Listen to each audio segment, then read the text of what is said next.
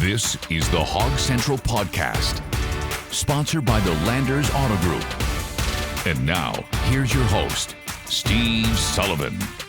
And welcome to the Hog Central Podcast. After a 91-62 thrashing of LSU on Coach Cal's birthday, I want to start with Coach Z, along with Ernie here. But Coach Z said you want to play teams like Mississippi State and LSU at their place late in the season. Explain, my friend. Oh, it's a good place to go because they're not very good. No offense to them. They're just not great teams.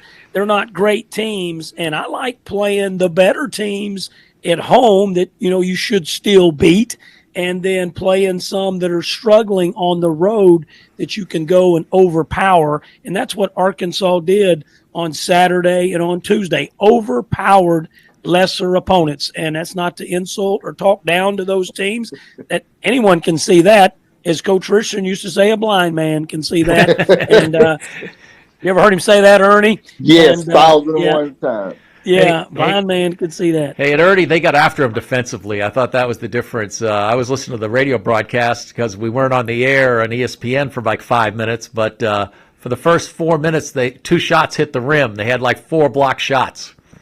You know what I like? I really like that we realized that LSU point guard was out. And I think we extended our defense on the floor, and we caused all kind of problems. LSU is not as bad as we made them look, but we set the tone with our defense. Defense wins championships. And I think this team has learned if we start playing defense, we got a chance to win a championship. And we did it last night, and I was very proud of this basketball team. Even the guys that's coming off the bench now are playing defense. Seeley, Ewan, those guys are really playing hard and giving us good minutes, and that's what you need with this basketball team. We got 2 out. Coach Cal probably said, next man up. Hey, most normal freshmen hit a wall, right, at some point of the season. There's nothing normal about Acuff and Thomas. They continue to get better. Acuff made a play in the second half, and it was a pass in backcourt, and he threw it on the line like a fastball, a pass that's so difficult to make, and he made it look so easy to Malik Thomas for the bucket. And you're just thinking, what can that guy do next?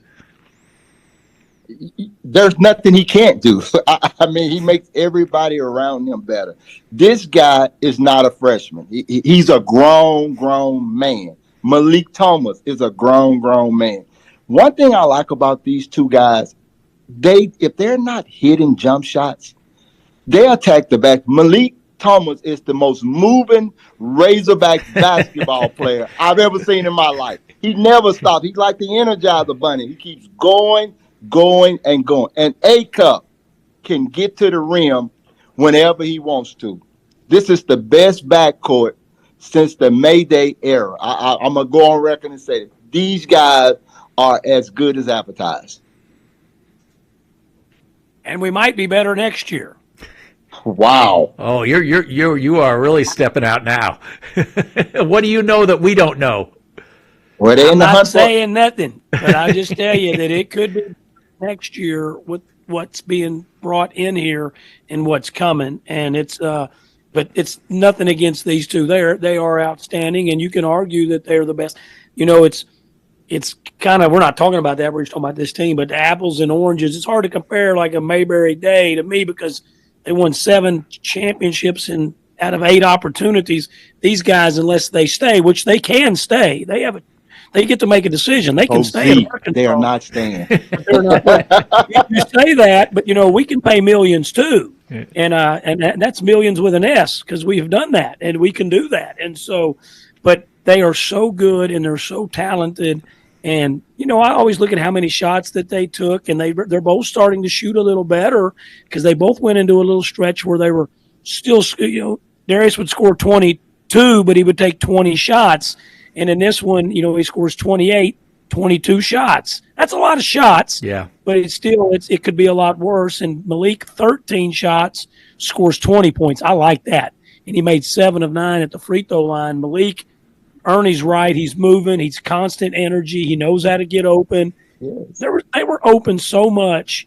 And Darius, he could just come down the floor, and it wasn't even a ball screen. It was from the half court line all the way to scoop layup, scoop layup, scoop layup, scoop layup, scoop layup. He makes 13 field goals, and I'm like, I wanted to send a note to Coach down at LSU, good man, Matt, and say, Coach, try a little zone. You should maybe go zone because Darius can drive from the half court line to the layup. If you would throw a little zone, at least you would have to go through 2 or 3 people. LSU just was completely outmatched, and it's because of Arkansas's talent and depth and size and 2 elite guards. One thing that concerns me with the 7 players they've been playing, you've enabled Malik Thomas to play 34, 35 minutes. I think this is a better team when those 2 are on the court as much as possible, Acuff and Thomas. And I'd love to see him, even if when DJ comes back, they'd find a way to maybe play 3 guards, but I don't want those 2 off the floor much. I agree with you, Sully, because when those 2 guys are on the floor, great things happen. You don't have a drop-off, and they know how to play together. I don't know if they played AAU together or they played on the Nike circuit, but they know how to play with each other. And they hadn't played that many games as Razorbacks to be that good together. This team goes as far. I keep saying this. Acuff is great. Malik Thomas is great. But the X factor to this basketball team is Trevon Brazile. 14 points, 12 rebounds, all those block shots. He affected the game inside for us early. If he go and those 2 go, this team could go a long ways in this NCAA tournament. We need to win the conference. I want to win the conference for a change. And I think we're in a good spot. Look what we got coming. We got Auburn coming in. They reeling. They lost 2 in a row.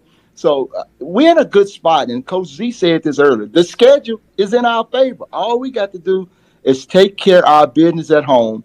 And who we got on the road, we should be able to beat them with 6 players. So, the schedule is in our favor. We just need to take care of business. Hey, Z, one word I never thought I would use with Trevon Brazile is consistent. He has been a guy night in and night out. He's getting big minutes, and he's earning those minutes, and it's great to see, and it's a compliment to Cal and the coaching staff and Trevon. Absolutely, good point. And, I think back to his first 2 years here under Coach Muss, and he might get you 20, and there was games he got 0. There was games he got 2. He might get you 12 rebounds. He might get you 2 rebounds, and he proved that with his play. And then last year, he was still the same way until about this time, the middle part of February. He elevated his game. He started becoming more consistent. He started playing harder. He was more gritty. You would never say the word gritty or tough with Trevon until February of 2025. Now you can say that because he plays tough. He plays gritty. He's got some emotion about him. He plays hard. It was the middle of the first half, 10 minutes into the game. We're trying to get to the under 8 media timeout, and we're just beating the brakes off of LSU. And I looked out there, and him and Billy are just sucking for air. And they're both playing so hard. The ball was out of bounds. Both of them lean over, hands on knees. And that's normally you would sub them. They needed a break. But you keep them in. We're in a 7-man rotation now. And within the next 30 seconds, both of them made a big play because they caught that win, and they just went to work, and if they did things that they dug deeper than they used to dig. They have gone deeper to become better players. And Billy's always going to be that way. Had a great conversation with his mom in the lobby of the hotel last night. I did not know that Billy has a sister that goes to LSU. How about that? Wow. But she was going to be in Razorback gear. She was going to be in Razorback gear for the game. But you're right. Trevon has been so good. And, Ernie, 5 block shots. I bet he changed 12, 13, 14 shots. Doubt. All those rebounds, LSU, those offensive rebounds, and they'd power back up. They were shooting it over the rim. They were looking for Nick Pringle. They were looking for Trevon. They were looking for Malik Ewan. This team got 21 off. And now they shoot it terribly, LSU, but they got 21 offensive rebounds, and they only ended up with 13 second chance points. They couldn't even do anything with it when they got the offensive rebound. And Trevon Brazile was a big reason for that. What do we do with Billy Richmond now, Ernie? What do we do with Billy Richmond? He's been getting 30 minutes, and he looks like he deserves the minutes too. Well, you just got to let Billy go. Before we get to Billy, I want to say something about Trevon. I was at the Kentucky game, and I was coming down to my seat. I think at halftime, there was a scout from the Indiana Pacers, and I asked him about Trevon Brazile. He said, Trevon Brazile has all the tools to play in the NBA. He takes plays off sometime, and that hurts his draft stock. So, Z, you need to tell him that. Billy, to me, is a great, typical Nolan Richardson basketball player. He is hard nosed. Billy don't know but one speed. He don't take plays off. Billy plays hard all night long, and that's a tribute to those guys from Memphis. That's in their DNA. They play hard. They'll do whatever it takes to win. And hey, Billy has earned these 30 minutes. It's going to be interesting. I know Carter Knox is hurt. And when he comes back, he needs to earn his minutes. You don't come back in and take Billy minutes. Coach Richardson used to say, if you produce, you play. If you don't produce, you don't play. And Billy is playing really good right now. And this team chemistry right now is pretty good with Billy, Malik, Acuff, and you switch out Ewan for Pringle, and you stay with Brazile, and then you bring the young freshman off the floor who another kid that'll do the dirty work. So I like when Billy and Celia are in the game because they both are hard nosed. Then you put Malik Thomas on defense with them. How are you going to score? I'm going to score. You're not going to score. You're not going to score. It's going to be hard. You're not going to score enough to beat us. You're not going to score enough. You're not going to score enough to beat us. Yeah. No. So Z, what do you do as a coaching staff now when you mix these two back in? I mean, you're rolling right now. You're coming off two very impressive wins. Everybody's happy. They're happy with Sully. They're happy with Billy. You said it. Happy. They're happy. And Coach Cal won't say it, but I bet deep down it's been a little easier on him. I just kind of know that it's been easier on him he hadn't had to figure out should I put DJ in right here? Should I let him run the point? Should I have Carter in, not Billy in? Should I reduce what Trevon Brazile? Because sometimes Carter gets some of Trevon Brazile's minutes.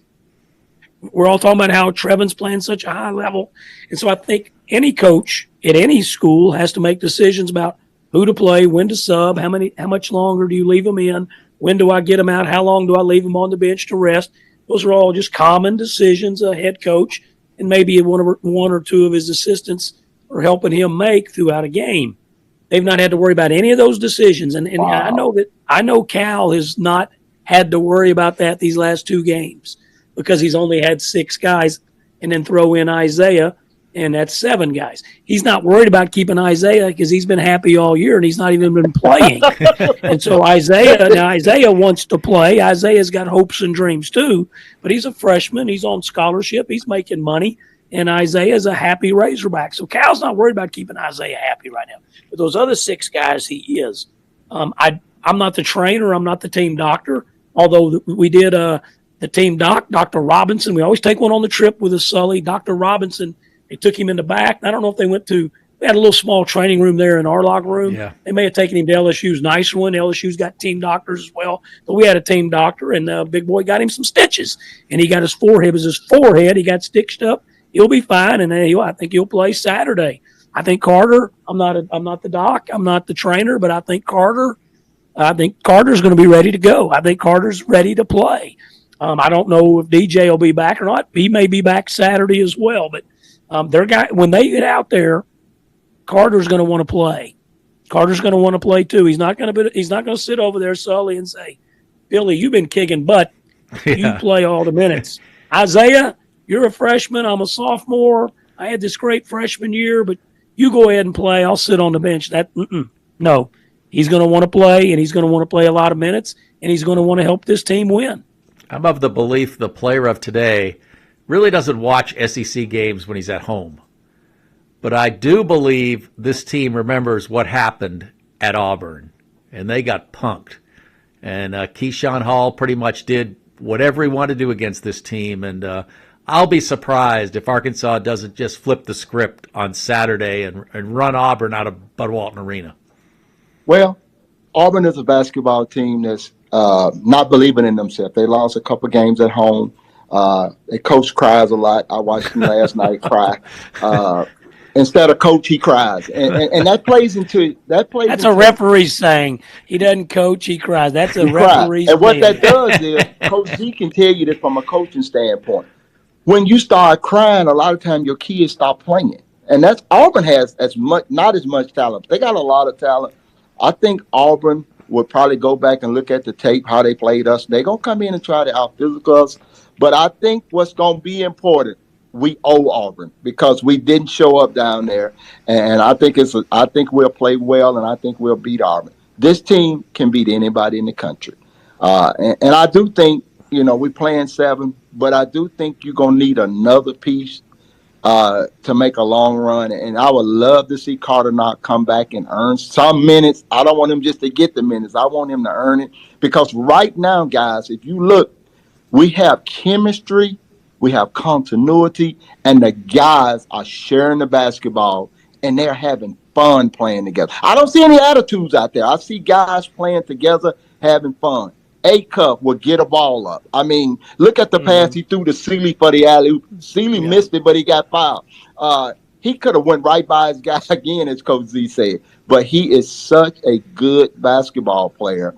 I like this team. I like the 6 or 7 that's playing right now because, to me, these 7 are hungry. Does Acuff ever get tired?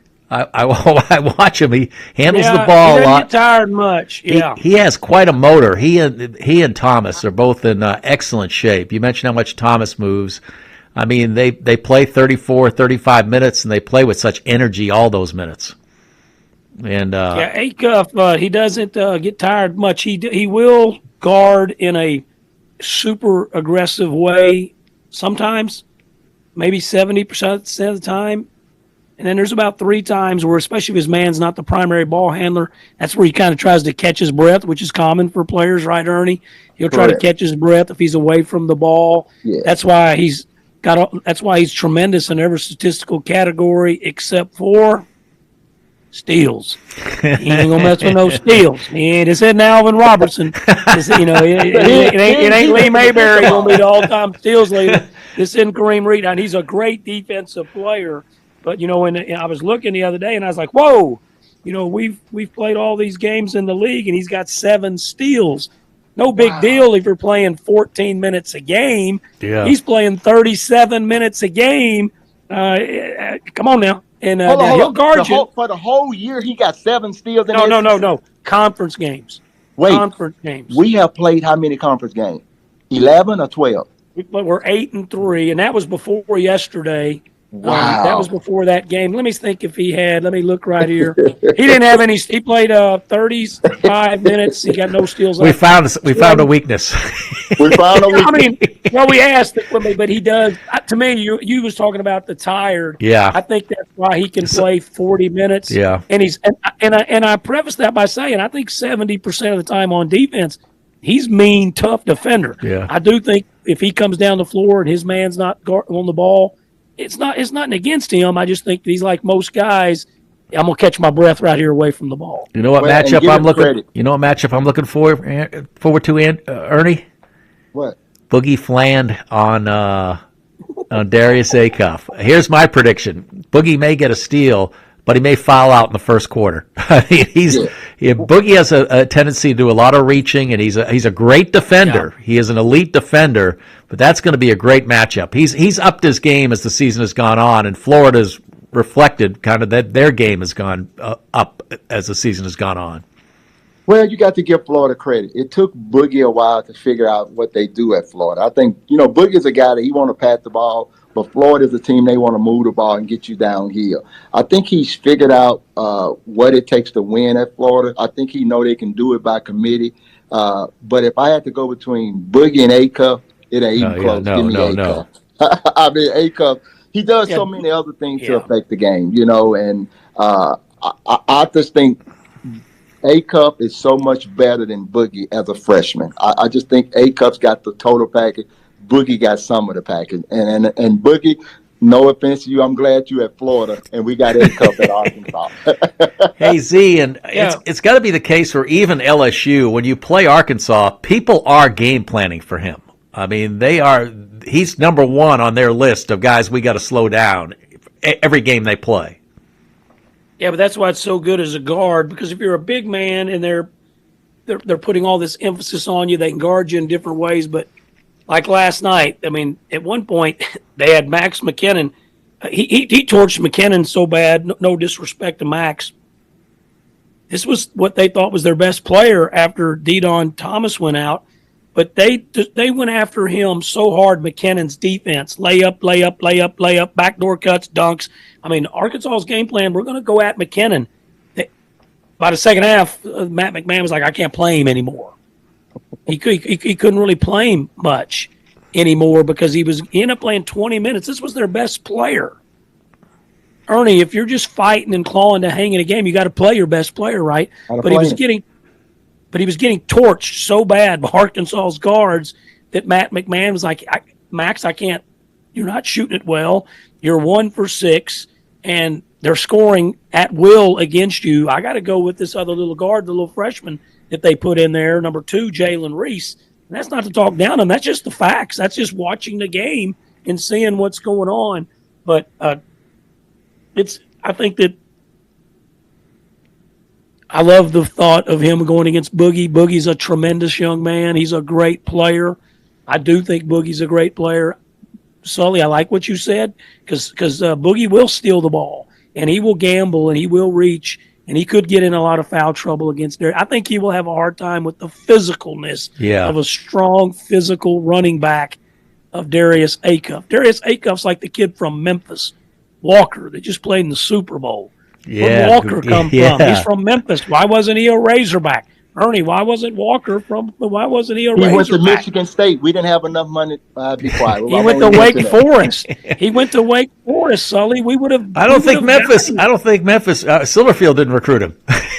No. I better shut my mouth. Take that out of the. Take it out. Well, and you know, cut that. You know, sometimes as coaches, you miss on players that you do. Don't fit you, Oh, and I think they missed on him. But I really like where we are as a team. I think Florida's going to present some problems for us. They big. So number 10 to me is a great player. I can't think. Z, you probably know his name.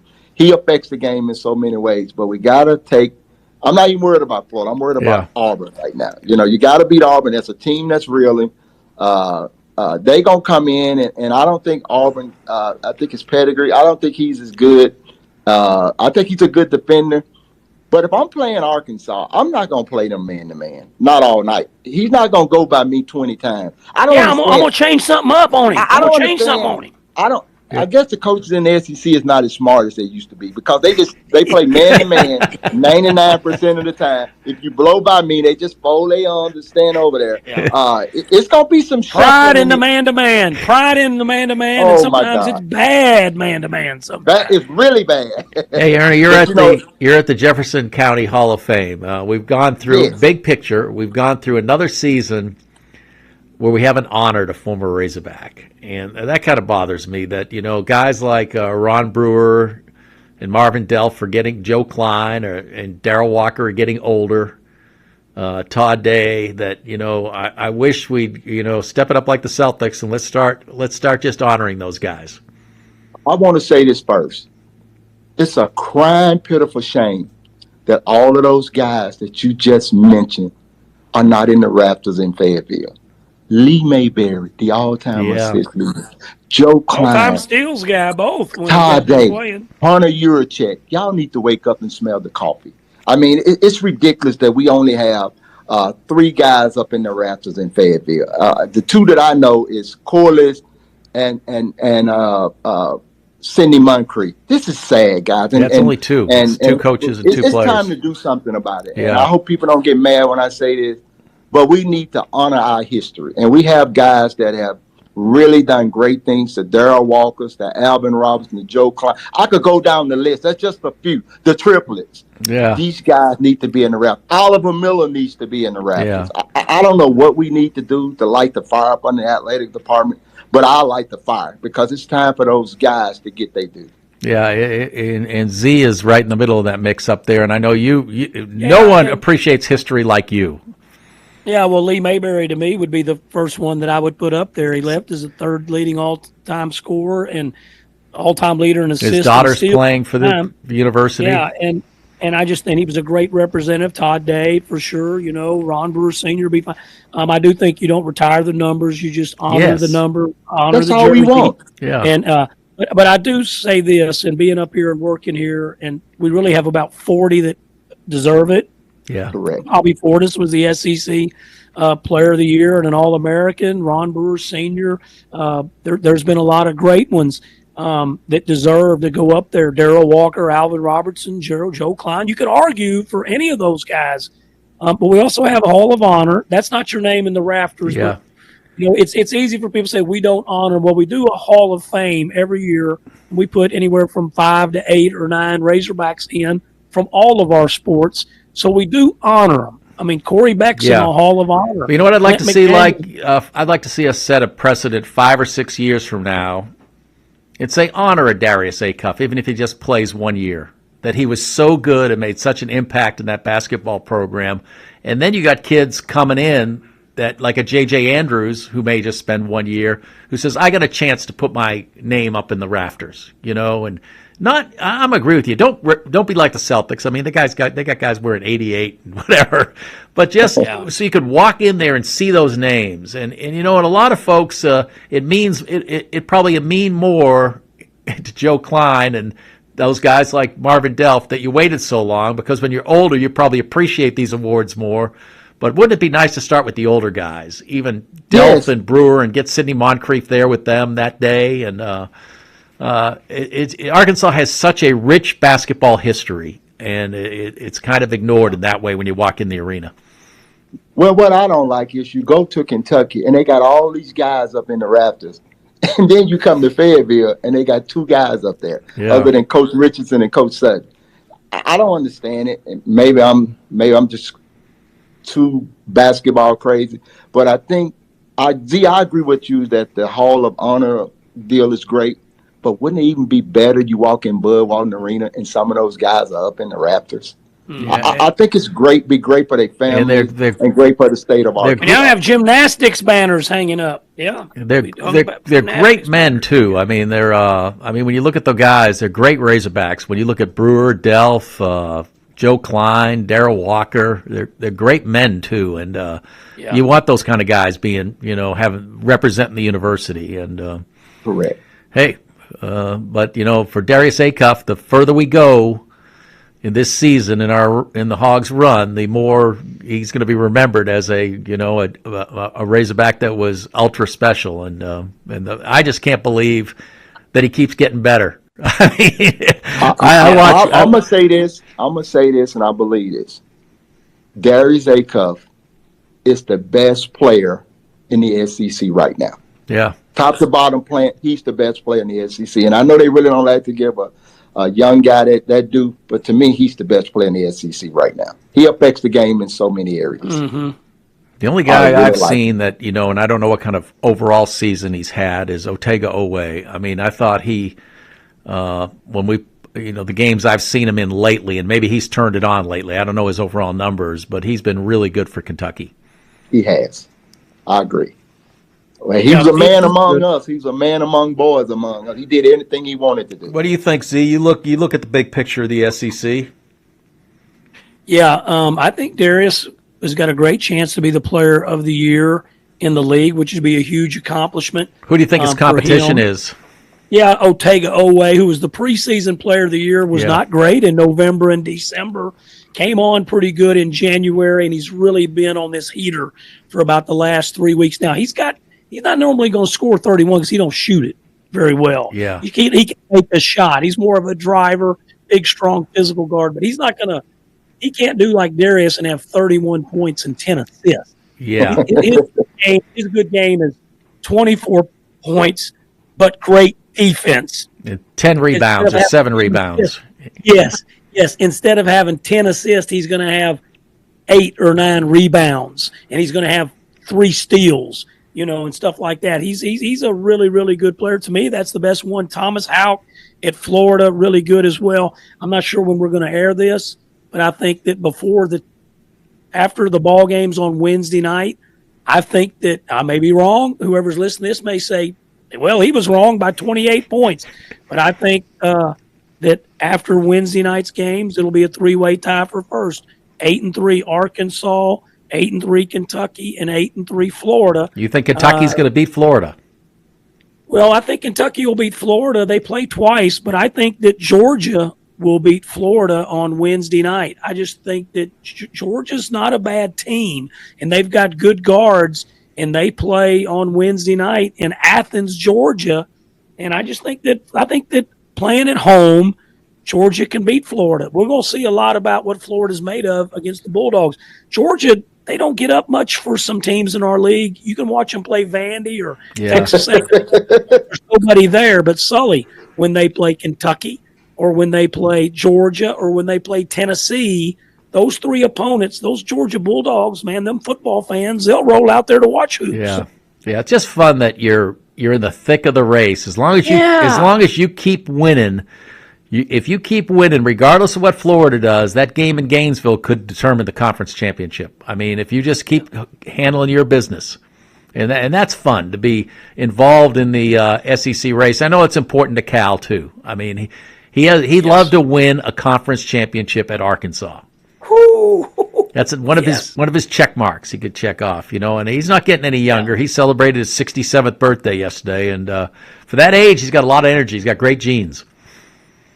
Yeah, and I really think you all are so right when Coach Z said Georgia is a totally different team at home when they're on the road. We played them down there, and they got up on us big, and we fought back and tied the game up, but we didn't have nothing left. I'm picking Florida tonight, and the reason I'm picking Florida tonight, I just think I know Georgia got one big, but I just think the big from Florida are so dominant. They have 3 or 4 guys in there. The big African inside. He guards Santo. Hey, Santo versus. Oh, you're talking about Chinaloo. You're talking about Chinaloo. Yeah. He guarded the Auburn guard the other day. I could not believe that. He's 6'10". He's guarding the guy 6'1". He can't get around him.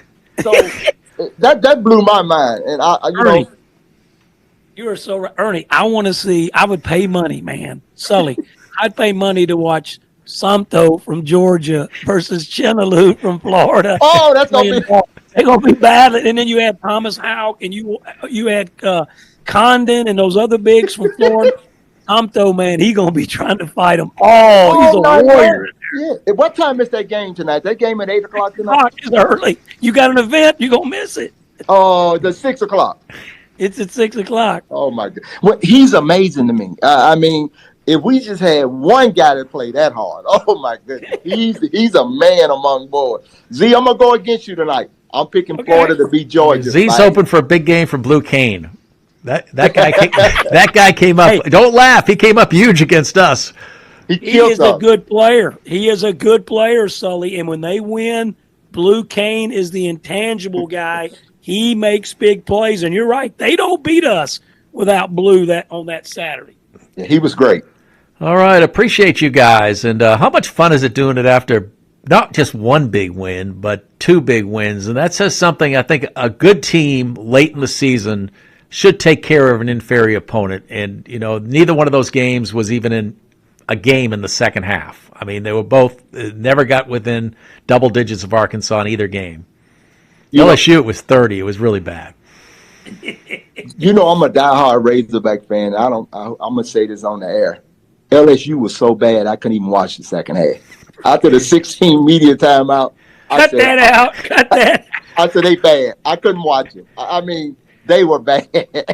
But, hey, give Arkansas credit. We made them look bad, too. We played a great basketball game, and I just hope we can just continue to win and win out. And this team may be crowned SEC regular season champs. Well, it's nice to have, as I say, it's nice to have the best players on the court when you look across the way, and you've got Acuff, you've got Thomas, and you've got those guys. You got Brazile, and LSU's looking at you saying, "Whoa." Yeah. They didn't have nothing against their guys. They just don't have that kind of talent. No, it's the same Coach Cal that was at Kentucky. He's always got the horses. That's one thing about him. You're never going to say that Cal's teams lacked talent. They may not have delivered at all times, but they always had the horses.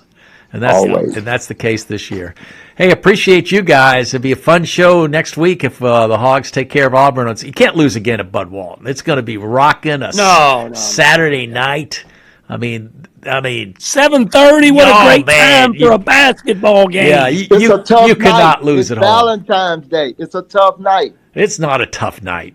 Ain't nobody. It's basketball season. Ain't no Valentine's going on in the Razorback country. We don't care about Valentine's. We care about winning basketball. We'll have a red out for Valentine's Day. A red out on Saturday night. Matt, you tell Billy he don't need to pick the color, the white out or the red out. Just let somebody else pick. We picked the white out, and we didn't play well. So tell the players they're off limits. Let a fan pick what color he did pick it. He picked the white for Kentucky. We want to see young Pearl crying after Saturday's game, right, Ernie? Oh, I would love it. I would love to see him cry again. Cry baby Pearl. That's what I call it. Cry baby Pearl. That's his name. All right. Appreciate you guys. Before we go, pluck out another Hall of Famer for us, Ernie, from behind you there. Okay, I'm sitting here looking at probably your favorite Brazile Shabazz. Brazile Shabazz. I'm just going to move. I'm just going to move just a little bit.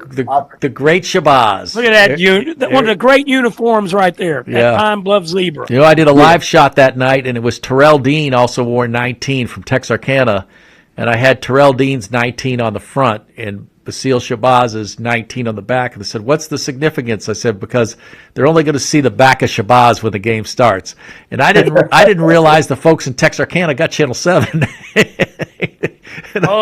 Channel 7. They got it down there, so they weren't happy. But he ran for he accounted for 5 touchdowns in that game. So in that title game. Pine Bluff win? Yeah, Texarkana hadn't given up more than 1 touchdown like all season. They were the most dominant defense, and Pine Bluff just up and down. It was an incredible game for Shabazz. Shabazz was one of a kind. I mean, his first high school track meet had never high jumped, and he went 6'5". He opened at 6'2". Had never high jumped.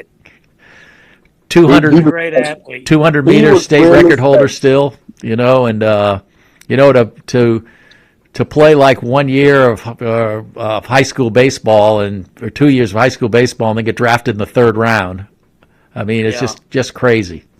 And back then, kind of sad in a way, a lot of former athletes, Sully, but if it was back then, I don't know about his situation, but there was probably a good money to go jump right to the baseball. Signing, that was immediate signing bonus, Ernie. You get a signing bonus.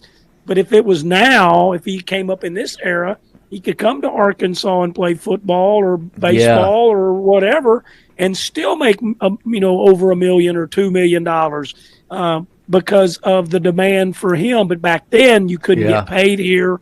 And so you had to take that signing bonus to MLB. I think a sport like baseball, it's really going to change where those guys, who were thinking of jumping from high school, those elite pitchers especially, and then once they get them for 1 year, they got to stay 3 years. 3 years? Yeah. My goodness. So you get get that hook. So can baseball do like they're doing in college basketball? Can they go pro and then come back? No. You can't do that in college basketball. You're not supposed to. Okay. I didn't know if you could go play pro in baseball. Ernie's thinking of coming back. That is amazing. Think Cal would take you? Yes, I'll go right back. I would go back. Hey, I'll go back and play for NIL for $50,000. I would go back. You don't have to pay me a lot. You'd be like those 4 that come on at the end of the game. But all right, appreciate it. That was funny. Nolan called them comedy capers. That's what he called them. He called the guys at the end. I call it friends and relatives. That's who they are. Friends and relatives. It was funny. It is. It's friends and relatives at the end. That's funny, Sully. Yes. Friends and relatives. It's Malik Thomas's friend. We can get into all that, but it's friends and relatives time. But Cal doesn't want to be tempted to play those guys. But hey, appreciate you guys, and you two are the best. Thank you much. All right. All right. Thank you, Sully. Welcome, Sully. Thanks for tuning in. Thanks for tuning into the Hog Central Podcast.